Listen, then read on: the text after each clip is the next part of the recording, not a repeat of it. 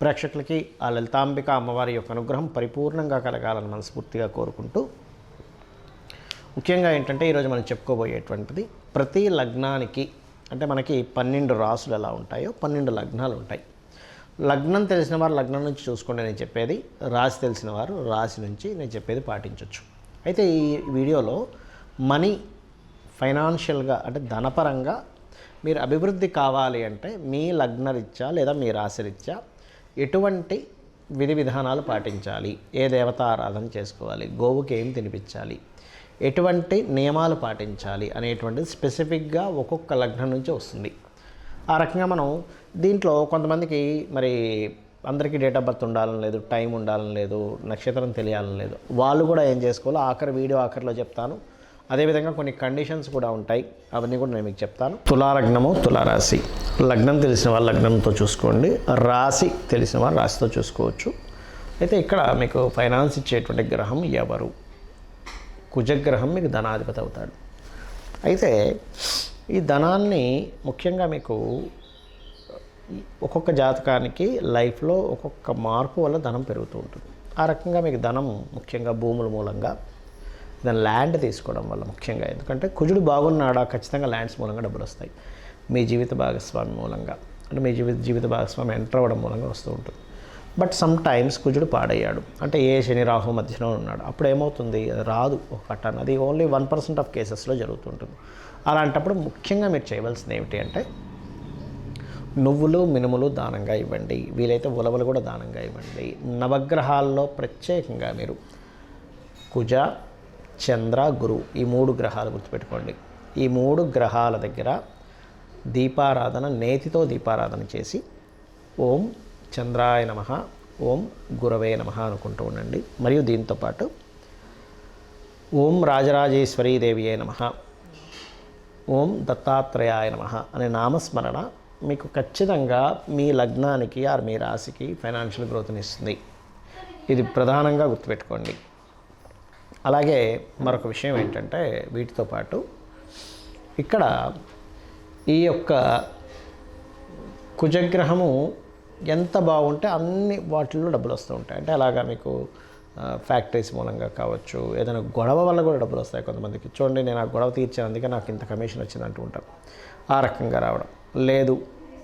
అంటే మరొక విషయం ఏంటంటే ఇక్కడ ఈ కుజుడు గనక ఎప్పుడైనా సరే కొంచెం ఎక్కువగా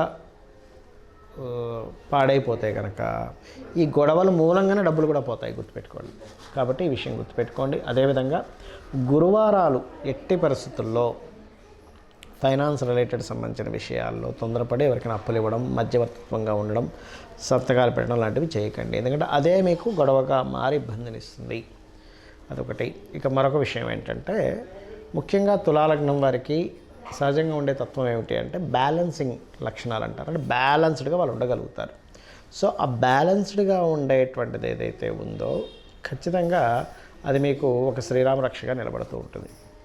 మరి మీరు ఎంత మీరు స్కందోపాసన చేస్తున్నట్లయితే మీకంతా ఫైనాన్షియల్ గ్రోత్ ఉందనేటువంటిది తెలిసింది. కాబట్టి మీరు దీంతో పాటు మీకు దగ్గరలో గోవులు ఏమైనా ఉన్నాయనుకోండి, గోశాలకి వెళ్ళి చక్కగా క్యారెట్స్ మరియు అదేవిధంగా మీరు బెల్లము, అరటికాయలు వీటిని తినిపించండి. ఇది ఏమవుతుందంటే ఈ గోవులకు తినిపించడం అనేటువంటి సకల దేవతలు ఉంటారు అందులో. మీ జన్మజాతకంలో ఏ గ్రహం ఏదో ఒక గ్రహం వల్ల మీకు ఇబ్బంది వస్తుంది, దానికంటే ఒక అధిష్టాన దేవత ఉంటారు. సకల దేవతలు ఉన్నటువంటి గోవుకి కనుక మీరు తినిపిస్తున్నప్పుడు మీ జన్మజాతకంలో ఏ గ్రహ సంబంధించినటువంటిది వచ్చినా ఆ గ్రహానికంటే ఒక అధిష్టాన దేవత ఉంటారు. కాబట్టి ఆ అధిష్టాన దేవతలు సకల దేవతలు గోవులో ఉంటారు. కాబట్టి మీకు ఖచ్చితంగా గ్రోత్ అనేటువంటిది ఫైనాన్షియల్గా ఉండి తీరుతుంది, అందులో ఎటువంటి సందేహము లేదు. ఇది గుర్తుపెట్టుకోండి. ఇంకొక విషయం ఏంటంటే కొంతమంది చూడండి తెలియక చేసే పూజాది విధానాల్లో మిస్టేక్ చేస్తూ ఉంటారు. తులాలగ్నం వారికి ఎక్కడ ఇబ్బంది వస్తుందంటే ఫైనాన్షియల్గా పూజాది విధానాల్లో మిస్టేక్ చేయడము, కొంచెం ఈ గాసిప్ రిలేటెడ్ సంబంధించిన వాటిని నమ్మి కొన్ని రాంగ్ స్టెప్స్ తీసుకుని ఉంటారు. ఈ విషయంలో ముఖ్యంగా జాగ్రత్తగా ఉండండి. అయితే ఇక్కడ చాలామందికి డేట్ ఆఫ్ బర్త్ కానీ టైం కానీ ప్లేస్ కానీ ఏమీ ఉండవు, కానీ వాళ్ళకి ఫైనాన్షియల్ గ్రోత్ ఉండదు. మరి చూపించుకుందామంటే జాతకం చూపించుకుందామంటే తెలియదు. అప్పుడు మరి వారు ఏం చేయాలో కూడా చెప్తాను నేను మీకు. వాళ్ళు చాలా సింపుల్గా ఒకటే విషయం గుర్తుపెట్టుకోండి. 1 పాయింట్ నెంబర్ 1, నిత్యము కూడా ఎర్లీ మార్నింగ్ నిద్ర లేచి 5 గంటలప్పుడు ఆ సమయంలో కనుక చక్కగా కాలకృత్యాలు తీర్చుకొని లలితా సహస్రనామాలు రెగ్యులర్గా వినడం. మొత్తం సహస్రనామాలు నోటికి రాదు, కేవలం వినడమే అనేది నాకు ఎంత ఎలాగో ఉందండి అనుకుంటే మీరు నవవిద్రుమ బింబస్త్రీ న్యక్కారి రనచ్చదాయే నమః అనే నామస్మరణ చేసుకోండి. దీనికి ముందు ఓము లాస్ట్లో నమః కలుపుకొని చేసుకోవచ్చు. ఒకటి. రెండవది, మీకు దగ్గరలో గోశాలలు కనుక ఉన్నట్లయితే గోవులకి చక్కగా మీరు బెల్లం ఉంటుంది, పిడికెడు బెల్లము, గోంగూర, మరియు ఇది శనివారం బుధవారం పెట్టచ్చు. శుక్రవారాలు ప్రత్యేకంగా నూనె వేయకుండా చేసినటువంటి చపాతీలకి తేనె పూసి చిన్న చిన్న ముక్కలుగా చేసి దేశీవాలి గోవుకు తినిపించండి. ఖచ్చితంగా మీకు ఏమవుతుందంటే ఈ ఫైనాన్షియల్ గ్రోత్ అనేటువంటిది మీ జన్మజాతకంలో మీకు ఏ దశ నడుస్తుందా, ఏ లగ్నము, ఏ రాశి ఏమీ తెలియకపోయినా కూడా ఈ రెమెడీ చేయడం ద్వారా మీకు ఖచ్చితంగా ఫైనాన్షియల్ గ్రోత్ ఉంటుంది. ఇక వాస్తుపరంగా కూడా మనం ఫైనాన్షియల్ గ్రోత్ ఆగిపోతూ ఉంటుంది ఒక్కోసారి మనకి. ఎందుకు అంటే, ఒకటి, వాస్తులో విశ్వకర్మ ప్రకాశిక చెప్పినటువంటి గ్రంథాల్లో ఉత్తరే నిధి సంస్థితం అని చెప్పడం జరిగింది. అంటే ఉత్తరం వైపు నిధులు పెట్టుకోవాలి. చాలామంది తెలియక ఏం చేస్తారంటే వాస్తుపరంగా ఉత్తరంలో ఎక్కడా కూడా వీళ్ళు మనీ పెట్టరు. అదే కాకుండా ఉత్తరంలో రెడ్ కలర్స్ వేయడము, అగ్ని సంబంధించినవి పెట్టడం, ఇలాంటివి చేస్తుంటారు. ఎల్లో కలర్స్ వేయడం, ఇవి వేయకండి. ప్యూర్ వైట్ కలర్ ఉండేలా చూసుకోండి. లోపల వైపు అంటే ఇంటి లోపల వైపు ఉత్తరం గోడకి, అలాగే ఉత్తరం మధ్యలో చిన్న లాకర్ లాంటిది పెట్టుకుని అందులో కొన్ని డబ్బులు పెడుతుంది, లేదా చిన్న డబ్బీ పెడితే పెడుతూ ఉండండి. అలాగే నైరుతి బెడ్రూమ్లో నైరుతి మూలలో బీరువా పెట్టకుండా వాయువ్యం అంటే నైరుతి బెడ్రూమ్లో వాయువ్యంలో పెట్టండి, మొత్తం ఇంటికి కాదు. నైరుతి బెడ్రూమ్లో వాయువ్యంలో, అక్కడ మీకు గెయిన్స్ అండ్ ప్రాఫిట్ జోన్ అంటారు కాబట్టి అక్కడ మీరు ధనం పెట్టడం ద్వారా మీకు గ్రోత్ ఉంటుంది. నైరుతిలో కొంతమంది పెడుతుంటారు, కానీ ఏమవుతుంది, ఎందుకు వద్దంటున్నారంటే ఒక్కొక్కసారి మనకు కనుక టిల్ట్ 345, 350 డిగ్రీస్ ఇటు టిల్ట్ అయిందనుకోండి ఎప్పుడైనా, అప్పుడు ఏమవుద్ది, అది దక్షిణ నైరుతి అయిపోయే ఛాన్స్ ఉండి మీకు వేస్టేజ్ అవుతూ ఉంటాయి డబ్బులు. కాబట్టి వాస్తుపరంగా ఈ జాగ్రత్తలు తీసుకోండి. ఇంట్లో ఫైనాన్స్ ప్రొడ్యూస్ అవ్వడానికి ఆగ్నేయంలో పర్టికులర్గా మొక్కలు ఎక్కువగా పెంచుతూ ఉండండి. గ్రీన్ కలర్ బల్బ్ ఒకటి పెట్టండి. అలాగే స్టవ్ కింద కూడా గ్రీన్ టైల్స్ పెట్టండి. ఇప్పుడు దీనివల్ల ఏమవుతుందంటే బెనిఫిట్స్, అదేవిధంగా కుబేర స్థానాన్ని మీరు చక్కగా క్లియర్గా చేసుకుంటున్నారు, మనీ ప్రొడ్యూస్ అవ్వడానికి ప్లానింగ్ చేసుకుంటున్నారు వాస్తుపరంగా. ఈ జాగ్రత్తలు తీసుకోండి. అలాగే ఇంకొకటి ఏంటంటే, ఎప్పుడైనా గుర్తుపెట్టుకోండి, మీరు మీ సబ్కాన్షియస్ మైండ్ అంటే అమ్మవారు. మీరు ఎప్పుడు కూడా నెగిటివ్ మాట్లాడే వాళ్ళతో ఫ్రెండ్షిప్స్ కానీ, నెగిటివ్గా థింక్ చేసే వాళ్ళతో మాట్లాడడం కానీ అస్సలు చేయకండి. డబ్బులు సంపాదించాలనుకునేవారు, ఎందుకంటే ఎంతసేపు వాళ్ళు ఏం చేస్తారు, ఎవడెవడైతే లాస్ అయ్యారో ప్రపంచంలో, లాసు లాభం అనేది ఖచ్చితంగా జరుగుతుంటాయి ప్రతి మనిషికి. కొంతమంది బిజినెస్లు బాగా రాణిస్తారు, కొంతమంది అద్భుతంగా చేస్తూ మరి సడన్ డౌన్ అవుతారు, రకరకాలు జరుగుతూ ఉంటాయి. నెగిటివ్ కాన్సెప్ట్ ఆలోచనలు ఉన్న వాళ్ళు ఏం చేస్తారంటే, ఇక వాళ్ళ సేపు వీళ్ళకి బిజినెస్ లేదు, వాళ్ళకి బిజినెస్ లేదు, మనకు కూడా బిజినెస్ లేదు అంటే ఎంతసేపు నెగటివ్ని వాళ్ళ మైండ్లో తిప్పుకుంటూ ఉంటారు. అటువంటి సర్కిల్లో మీరు వెళ్ళినట్లయితే మీకు కూడా అదే స్టార్ట్ అవుతుంది. అలా కాకుండా పాజిటివ్ థింకర్స్ ఎప్పుడు మీ చుట్టూ ఉండాలి.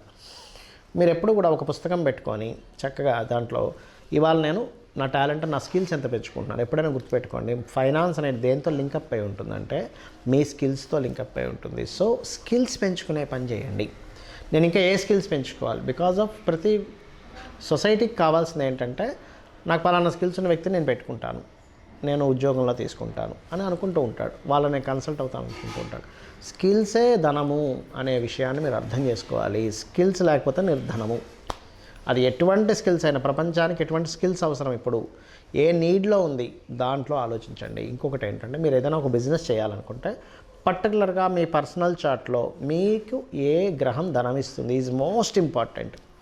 ధనాన్ని ఇచ్చే గ్రహం ఎవరు, మీకు యాక్టింగ్ మూలంగా ఉందా, ఫైనాన్స్ మూలంగా ఉందా, ఫుడ్ మూలంగా ఉందా, కమ్యూనికేషన్స్ మూలంగా ఉందా, రియల్ ఎస్టేట్ మూలంగా ఉందా, క్రియేటివ్ మూలంగా ఉందా, లేకపోతే కొంతమంది చూడండి మ్యారేజ్ బ్యూరోస్ పెడుతూ ఉంటారు, లేదా రీసెర్చెస్ చేస్తుంటారు, డయాగ్నాటిక్ సెంటర్స్ ఉంటాయి, schools, colleges, consultancy centres, job consultancy centres, అబ్రాడ్కి పంపించేవి, ఇలాగా 12 భావాలకు సంబంధించి ఉంటుంది.